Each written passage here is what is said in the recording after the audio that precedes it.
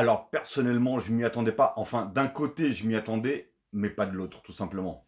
Quand Gingli et Gonzalo Ramos sont poussés vers la sortie, le PSG ne compte pas sur les deux joueurs pour la saison prochaine. Mais le PSG est clair, aucun joueur ne sera bradé. Si quelqu'un veut un de nos joueurs, ce sera à notre prix, tout simplement. Alors, je savais que quand Gingli, je pense qu'il faisait pas, bah, ça se voyait, hein.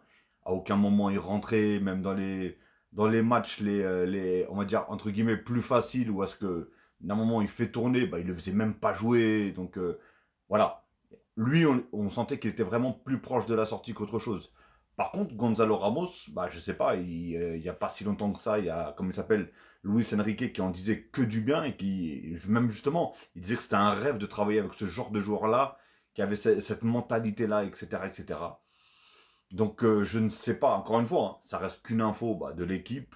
Alors, je sais pas si c'est vrai ou pas, si ça ne sont que des rumeurs ou pas. Faut pas oublier qu'on quand même on l'a acheté, je sais plus, c'était 80 ou 90 millions Gonzalo Ramos. Kang Lee, je ne sais pas combien du tout, je ne sais pas combien, pardon.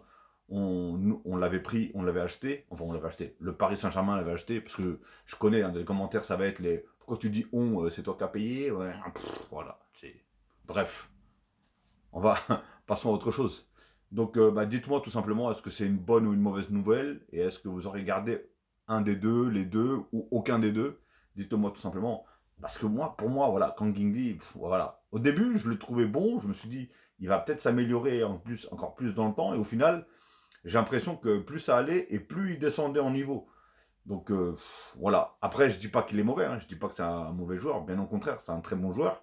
Mais peut-être qu'il arrivera sûrement à s'adapter dans un autre club et dans un autre système de jeu que celui de Luis Enrique. Mais là, je voyais qu'au PSG, les derniers matchs qu'il faisait, c'était pas ouf. Franchement, c'était pas ouf.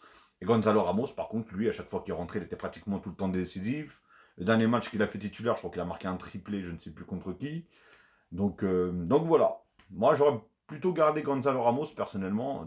S'il fallait en garder un des deux, j'aurais plutôt gardé Gonzalo Ramos, parce que voilà, c'est un mec qui a jamais rechiné, qui s'est jamais plaint, même si voilà, forcément, il a envie de jouer, hein, mais il s'est jamais plaint, et à chaque fois qu'il est rentré, voilà, il a toujours tout donné, hein, ce qu'on connaît, hein, il y a des mecs, dès qu'ils rentrent, vu qu'ils n'ont pas été titulaires, ou ça faisait longtemps qu'ils jouaient pas, limite, ils trottinent, hein. Alors que lui, non, lui, il mouille le maillot, il y va, il monte, il descend, voilà, vous m'avez compris.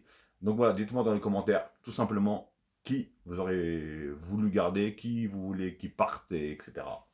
Balancez dans les commentaires.